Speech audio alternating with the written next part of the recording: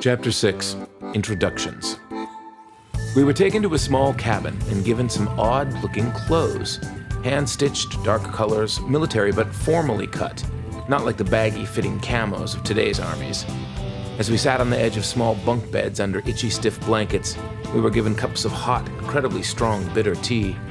For the first hour, we said nothing. None of it seemed possible, none of it seemed good. I shivered under my blanket, worried that Christina was under her blanket, blaming me for everything that had gone wrong. Blaming me for the crash that she warned me about. Blaming me for the death of our bandmates and our friends. I feared her opinions of me so much I didn't dare start a conversation, so I sat silent as she was. I felt deep, dark, self-loathingly horrible. If only I could take it back, redo the day in a way that didn't end like this. But is that what I really wanted? Part of me was screaming, see, you're not supposed to live a life like that, a life of reliable employment. While another quieter part was whispering excitedly, this is better, you're traveling again. You're off the grid and on an adventure. This is where you're supposed to be. That night, a meeting was called to assess the damage and form a plan.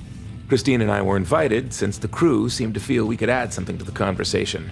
It turns out that they needed us. We were led down dark wood corridors, past many round portholes and through large double doors. The less expendable members of the crew were assembled in the map room, which was a very long, narrow room with no maps at all. In the center of it was a massive and very complex slide rule, about 15 feet long with dozens of shifting scales, the parts of the slide rule that slide. Above this, and in full motion, was a beautiful brass, copper, and pewter orrery. Let me explain. If a globe is a three-dimensional map of the Earth, then think of an orrery as a three-dimensional map of the solar system. This one was not only in motion, but you could increase or decrease its speed or reverse its motion using one of the scales of the slide rule in the center of the room. Another machine, about the size of a school desk, sat in one end of the room. It was connected both to the orrery and the glass orbs around the ship. The machine was covered with gauges, dials, and one very large throw switch, just like the kind you might see in Dr. Frankenstein's laboratory. The excitement of this scene was pulling the dark feelings of guilt from my mind. It was only a temporary distraction, but one that was welcomed nonetheless. Tanner was speaking as we entered. I really don't think we can ask any more of Dr. Calgary while he's in his present state. He's very ill, and I don't think we should disturb him. Well, he's not in command. I'm not sure he could help us much anyway. He seems as lost as we are. I've been trying to get orders out of the captain over the last few days, but the plans were not very forthcoming. And now, the captain is lost. I don't suppose it makes sense to declare him dead, but he's certainly not on board. It would appear in the collision he was knocked from his chair, and he fell through the window of his cabin. I was beginning to notice that most of the crew in the room was filthy, wet, and very battered. They obviously had not been having an easy time of things. Christina and I had been sitting quietly listening to all of this, although I felt unexpectedly at home in this strange, ornate, and luxurious environment. I'm sure I looked out of place, so I kept my mouth shut. At this point, it became apparent that no one here was more in their element than I was. What exactly is the problem? I asked. There was a long pause, as it seemed people were working out just how to begin, or who I was, or who was to fill me in on what was going on. Finally, Daniel answered. You are aboard the HMS Ophelia, an experimental vessel designed in 1897 by Dr. Calgary for Her Majesty's fleet. It's a time-traveling vessel. The Good Doctor's experiment was funded by the British Empire with the direct goal of correcting the outcome of any historical battle the Crown viewed as failure. When fully functional, our mission will be to travel back in time and turn the tides of previous military failures to the favor of the English Crown. This journey you've caught us on is our maiden voyage. It is a test run that seems to have gone awry. We left port on January 8th, 1903, and arrived here 2 hours later. 1903? You're from 1903. Now, you might think I'm taking this a little too well. That's not the case. I've got a rule in life. When someone presents me with an outrageous story, instead of arguing with them, I let them finish their tale. After I've heard their whole story, it's easier to decide how it affects me, and if it hurts me at all, to pretend I believe them. Whether or not I actually believe them is irrelevant, and telling them so would interrupt the story. In this case, the tale was too much fun to contend. I wanted to hear the whole story, true or not. Although I wanted this to be true. Besides, the night had already been far more than unusual, so this crazy tale didn't really seem that far out of left field. So, you're from 1903? Yes.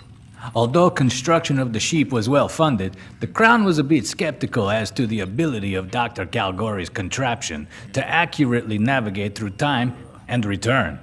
Because of this, we were not particularly well crewed. The British Navy didn't want to risk anyone of value. At this, there were some protesting grunts and groans from around the room. The quality of your poorly articulated dissent proves my point, I think. Daniel continued in an even more authoritative voice.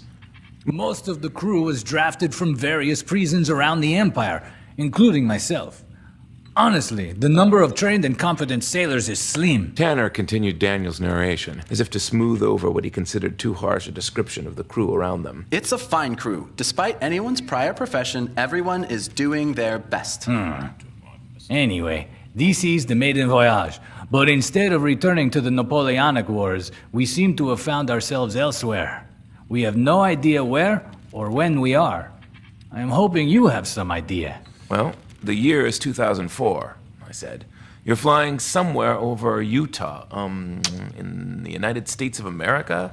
Oh, that's not far from what we're guessing, Said a shaky voice of an old man who was just now hobbling into the room. He was leaning heavily on an ornate carved cane, and the room became reverentially silenced as he entered. Although I'm a little surprised that this is only 98 years in the future. He was old, frail, and somewhere behind his eyes was a sadness, now infinitely deep, as if water falling off the edge of a flat world. When he saw me, he startled, far more than anyone should have at merely seeing a stranger on board. Was it my punk rock hair? I thought, but that didn't seem to answer his look. Goodness gracious. He exclaimed, and then he chuckled. Well, it would appear I have become Merlin. Welcome aboard, what? Doctor, you should not be out of bed. Yes, Mum. I'll get back to bed as soon as I'm convinced you lot know what you're doing. We are rid of the captain, so in that way we are better off than when we started. The crew was silent. No one made a sound, but one or two of the sailors did exchange glances. Calgary turned back to me. We need to refuel. The first trip had a surprising effect on our fuel supply, and I'm afraid we can't get back without refilling our tanks.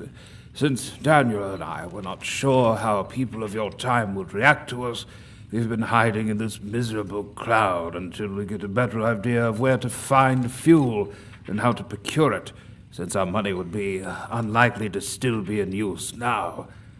Also, we need to make repairs. We have gaping holes in our underside due to a mountain range that we did not expect. From what you are telling me, it would appear I have made a nearly catastrophic error in my calculations. Either that, or the Earth spins at an uneven rate. What does the rate of the Earth have to do with the fact that instead of going back in time, you went forward in time 100 years? Oh, that was no miscalculation.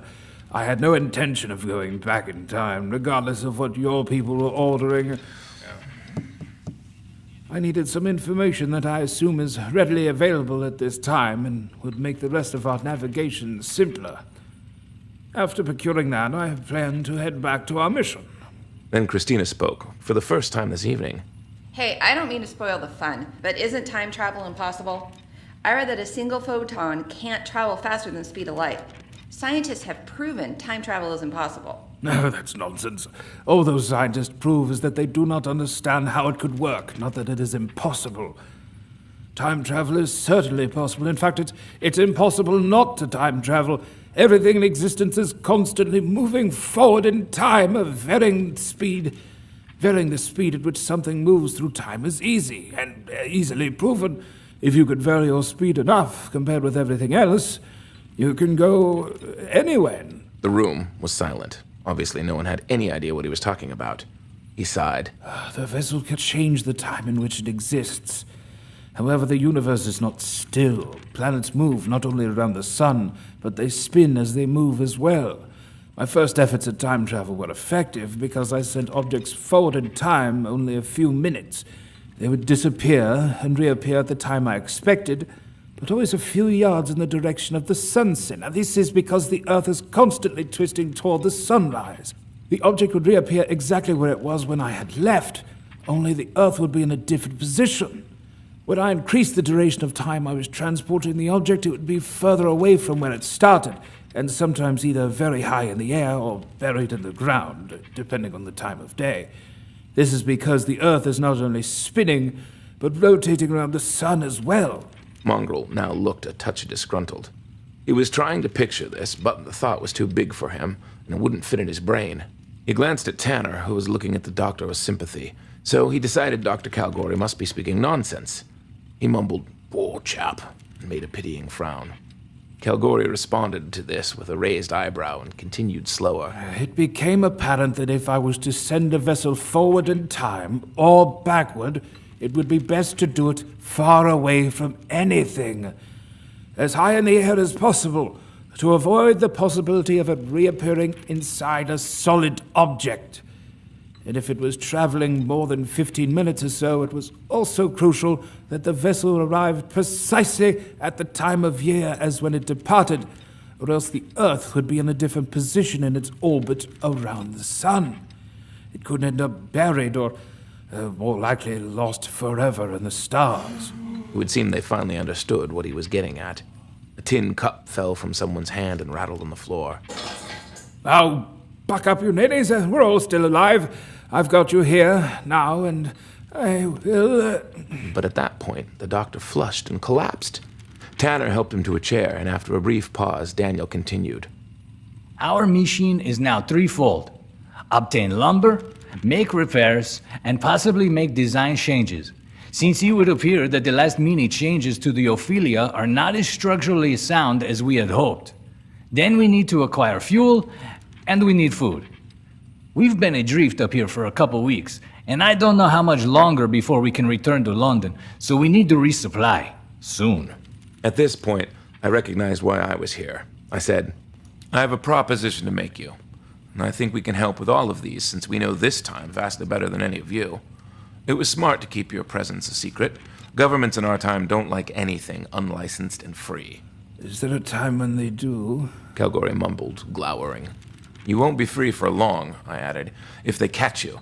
So you need to operate completely undetected, as long as we are in this time. I can direct your acquisitions of food, fuel, and what? Spare parts? In exchange for my helping you, I want to return with you back in time. We'll have to figure out when and how to do this, but at some point, I'd like to try to do something that prevents my friends from dying today." I spent hours since the crash in a mix of emotions. Somewhere in the back of my mind was the ongoing argument. Did I cause the death of my friends by ignoring Christina's fears? Did I kill my friends in my need for a less mundane life? What would I do differently if I could go back and do it all again?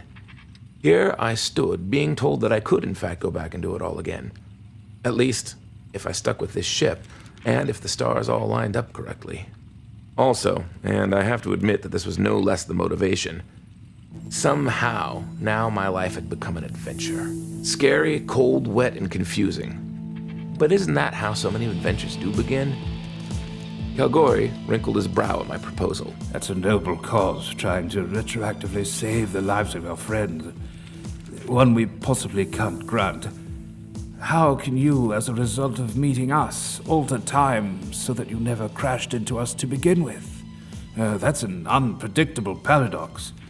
I know quite a few Belgian hares who would agree that unpredictable is a bad thing when it comes to moving through time. This last comment didn't make sense until we later learned of his time travel experiments with rabbits. The Belgian hares didn't all survive. "It'll take some thinking," I said, "but I'd rather stick with you now and hope eventually I find a way to undo their deaths rather than just walk away having known I caused their deaths and did nothing." Before we accept your offer, I'd like to hear how you plan to acquire these things for us. Well, the food part is easy. All we need is money. I don't actually have any, but Christina and I have a job, a gig, tomorrow night. We're professional musicians, and assuming we can find a way to still perform the show, we'll be owed about $500 for it. Criminy, that's a bloody fortune. No, it's really not. Not anymore. But it should get us a fair share of groceries if we keep things simple. For a crew this size, I think that'll only feed us for a week or two on canned foods. and that's if we're careful. However, that's not going to be enough to get all the supplies needed and repair and fuel this ship. The problem is, most of our band is dead. I play a few instruments, if it would help. So does Daniel. Actually, that'd be great. We're supposed to be a 5-person band. The audience and the concert promoter are all expecting 5 people, and very specific songs and arrangements. We've only got 2 of our 5 musicians left. We need to give them what they're expecting, or we won't get paid. I'm sure we could follow along with your music. All right? You can sort out your quintet later. Many of these sailors play music. Maybe not the way you are used to, but I'm sure we can work something out for your recital tomorrow night. For now, let's lay some plans for fuel and repairs. We need wood and metal in large quantities. And some sort of flammable oil for the burners. I kept the fuel specifications simple so that we could still find something suitable if we went quite a ways backward in time. Dr. Calgary said, now slumped over a chair, sipping black tea from a copper mug. Flammable oil? Would vegetable oil do? You know, the kind you deep fry in? If that works, I know where we might get some of that around here. For spare parts, I'm thinking wrecking yards and lumber yards. They should be pretty easy to spot from the air, and they keep most of their stuff outside. We should be able to fly in at night and just pick stuff up. Without entering a building, we won't have to worry about security systems or video cameras. At this, the rest of the crew looked blank. They had no idea what I was talking about. I had them. Without me, they were lost and they knew it.